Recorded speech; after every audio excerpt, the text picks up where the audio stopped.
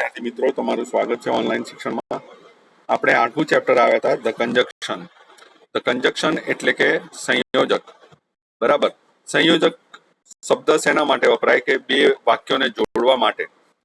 બે વાક્યોને જોડવા માટે વપરાતા શબ્દોને આપણે સંયોજક કહીએ. તો અહીંયા એક શબ્દ આપેલો છે એન્ડ, એટલે અને. કોઈ પણ બે કર્તા, કર્મ અને વિશેષણોને જોડવા માટે વપરાય છે. તો બે કર્તા નું હવે એના ઉદાહરણ જોઈએ આપણે. તો પહેલું છે Mohan and Sohan are friends. Mohan અને સોહન બે મિત્રો છે. તો બે કર્તા જોડાયા છે, મોહન અને સોહન. બીજું છે Tejas has a bicycle and a car. Tejas પાસે એક સાયકલ અને એક કાર છે. તો બે કર્મો એટલે કે બે વસ્તુઓની જોડી અહીંયા બતાવી છે, તો એન્ડ નો ઉપયોગ થયો છે. પછી ત્રીજું છે પ્રિયા ઇઝ એન્ડ બ્યુટીફુલ. તો અહીંયા બે વિશેષણો જોડાયા છે, પ્રિયા હોશિયાર અને સુંદર છે. બે વિશેષણોને જોડેલા છે એન્ડ થી. હવે ઓર એટલે અથવા. તો કોઈ પણ બે વસ્તુ કે વિશેષણો વગેરે વચ્ચે વિકલ્પ સૂચવે છે. વિકલ્પ એટલે આપણે જેને ઓપ્શન કહીએ અંગ્રેજીમાં. ઉદાહરણ પહેલું છે you can have T or coffee. તો તમે ચા અથવા કોફી લઈ શકો છો. આર યુ, ચા અથવા કોફીનો અહીંયા વિકલ્પ આપેલો છે. બીજું છે are you a doctor or a nurse. તમે ડોક્ટર છો કે નર્સ. બે વ્યવસાયનો વિકલ્પ છે. Is mister Pandya old or young. Shri Pandya વૃદ્ધ છે કે યુવાન. બે વિશેષણોનો વિકલ્પ છે. હવે ત્રીજો સંયોજક છે બટ. કોઈ પણ વાક્યમાં વિપરીત અથવા વિરોધનો ભાવ દર્શાવે છે. તો વિરોધનો ભાવ કઈ રીતે, આપણે ઉદાહરણ જોઈએ. My grandfather is old but strong. બરાબર. મારા દાદા વૃદ્ધ પણ સશક્ત છે. બરાબર. તો વૃદ્ધ હોવા છતાં પણ સશક્ત એટલે કે શક્તિશાળી છે. આપણે એવું માનીએ છીએ કે વૃદ્ધ માણસ સશક્ત ન હોઈ શકે, પણ અહીંયા લખેલું છે મારા દાદા વૃદ્ધ પણ સશક્ત છે. બરાબર. હવે બીજું વાક્ય છે he is poor but honest. તે ગરીબ છે પણ પ્રામાણિક છે. તો વિરોધી પરિસ્થિતિ છે, આપણે એવું માનીએ કે ગરીબ હોય એ પ્રામાણિક ન હોય. બરાબર. તો અહીંયા બે વિશેષણોને જોડેલા છે. તે ગરીબ છે પણ પ્રામાણિક છે. I called him but he did not come. મેં તેને બોલાવ્યો પણ તે આવ્યો નહીં. તો બોલાવ્યો એ પરિસ્થિતિ સીધી છે, પણ આવ્યો નહીં એ વિપરીત પરિસ્થિતિ છે. તો બે વાક્યોને જોડવા માટે બટનો ઉપયોગ થયો છે. ચોથું છે Shaila has failed but her father is not angry. Shaila નાપાસ થઈ છે પણ તેના પિતા ગુસ્સે થયા નથી. તો બે વાક્યો છે એને જોડવા બટ વપરાયું છે, પણ પરિસ્થિતિ બંનેમાં વિપરીત છે. આપણે ધારીએ કે શૈલા જો નપાસ થઈ તો પિતાજી ગુસ્સે થયા હશે, પણ અહીંયા એવું બનતું નથી.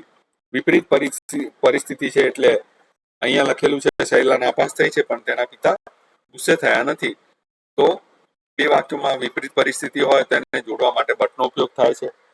તો એક્સરસાઇઝ આવ્યા. એક્સરસાઇઝમાં આપણે પહેલો ક્વેશ્ચન જોઈએ. કૌંસમાં આપેલા સંયોજકોમાંથી યોગ્ય સંયોજક વડે ખાલી જગ્યા પૂરો. તો પહેલું છે વિવેક ઇઝ સ્ટ્રોંગ, ખાલી જગ્યા હેલ્ધી. તો વિવેક ઇઝ સ્ટ્રોંગ એન્ડ હેલ્ધી. બરાબર. બે વિશેષણો છે એને જોડવા માટે એન્ડ જ વપરાશે. બીજું છે ધેટ મેન ઇઝ રીચ, ખાલી જગ્યા હી ઇઝ નોટ હેપી. તો અહીંયા બે વિપરીત પરિસ્થિતિના વાક્યો છે, તો બટ થી જોડાશે. That man is rich but he is not happy. ત્રીજું છે વોઝ અકબર અ સિંગર, ખાલી જગ્યા અ ડાન્સર. તો was Akbar a singer or a dancer. બે વિકલ્પો આપેલા છે, એટલે ઓર થી આપણે જોડવું પડશે વાક્યને સંયોજક. ચોથું છે is Ketan a doctor or a teacher. તો શું કેતન એ ડોક્ટર છે કે શિક્ષક છે. પાંચમું છે શ્યામ ઇઝ પુઅર, ખાલી જગ્યા હાર્ડ વર્કિંગ. તો અહીંયા બટ થી શ્યામ ગરીબ છે પણ સખત મહેનતુ છે અથવા મહેનતુ છે. છઠ્ઠું છે R they playing or sitting down. તો તે રમી રહ્યા છે કે નીચે બેઠા છે. તો ઓર એટલે વિકલ્પ સૂચવે છે, એટલે ઓર વપરાયું છે અહીંયા. સાતમું છે સરલા ખાલી જગ્યા વિમલા આર નેબર્સ. તો વચ્ચે એન્ડ વપરાશે. Salla and Vimala R neighbours. હવે આઠમું છે ઇઝ શ્વેતા ઓલ્ડ, ખાલી જગ્યા યંગ. તો વિકલ્પ સૂચવે છે એટલે ઓર વપરાશે. Is Shweta old or young, તો શું શ્વેતા વૃદ્ધ છે કે જવાન છે. નવમું છે મિસ્ટર મહેતા ઇઝ ટાયર્ડ, ખાલી જગ્યા he will come for the party. તો મિસ્ટર મહેતા એ થાકેલા છે, but sorry, mister Mehta is tired but he will come for the party. But કેમ? કારણ કે વિપરીત પરિસ્થિતિ છે, થાકેલા છે છતાં પણ પાર્ટી માટે આવવાના છે. દસમું છે Gaurav is good and clever boy. તો Gaurav is a good and clever boy. Gaurav એ સારો અને હોશિયાર છોકરો છે. તો આ 10 વાક્ય આપણે સંયોજકો મૂકીને પૂર્ણ કર્યા. હવે વાક્યો બીજા છે. બીજો પ્રશ્ન આયા, એમાં પણ આપણે વાક્ય જોડીને લખવાના છે. એન્ડ અથવા બટ વડે વાક્યો જોડીને લખો. તો અહીંયા ઉદાહરણ આપેલું છે, Naresh is a doctor, Mahesh is a doctor. તો સમાન પરિસ્થિતિ છે, બરાબર, બંને ડોક્ટર છે, તો Naresh and Mahesh are doctors. પહેલું છે સંકેત ઇઝ ક્લેવર, સંકેત ઇઝ હાર્ડ વર્કિંગ. તો સંકેત is clever and hard working. બે વિશેષણો આપેલા છે એક જ વ્યક્તિ માટે, એટલે એન્ડ થી જોડવામાં આવશે. આશા આશા વોઝ, ત્રીજું પેજ કેમ નથી આપેલા?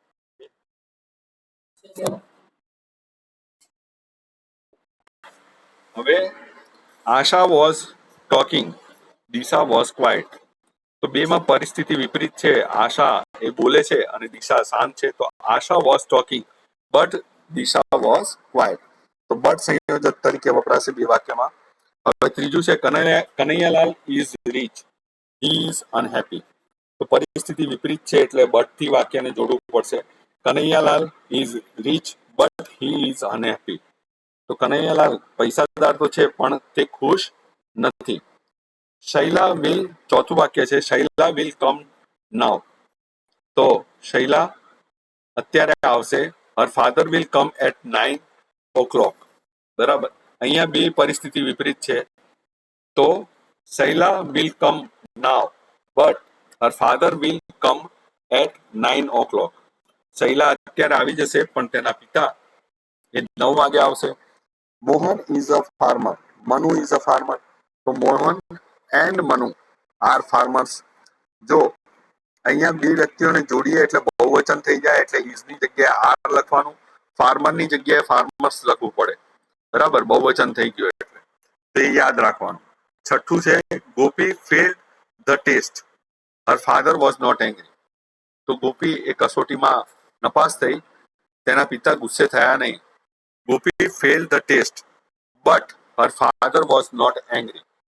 તો ગોપી એ ટેસ્ટમાં, કસોટીમાં નપાસ થઈ પણ તેના પિતા ગુસ્સે થયા નહીં.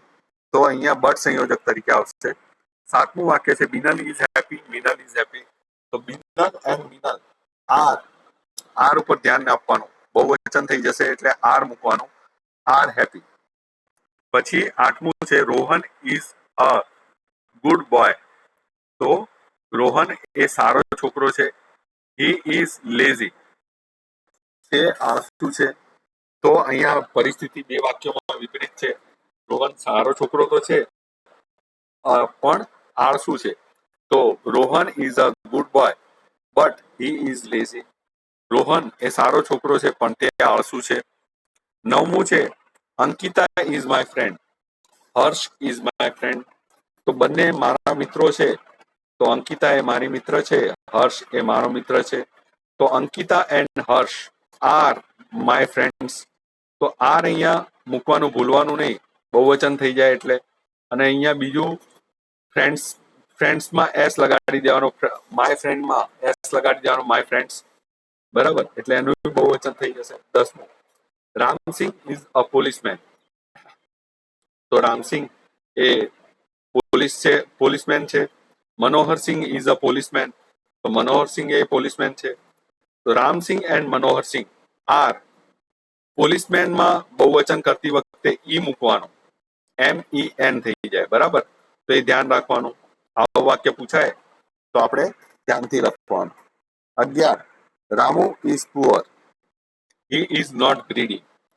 રામુ એ ગરીબ છે પણ તે લાલચુ નથી. તો બે પરિસ્થિતિ વિપરીત છે એટલે Ramu is poor but he is not greedy. Ramu ગરીબ છે પણ તે લાલચુ નથી. 12. Mohan is angry. Sohan is angry. તો Mohan and Sohan are angry. બરાબર, વિશેષણ એક જ છે એટલે એન્ડ થી જોડવા પડશે. મોહન અને સોહન એ બંને ગુસ્સે છે. બરાબર, તો અહીંયા આપણો આજનો વિડીયો પૂરો થાય છે. બરાબર, આભાર.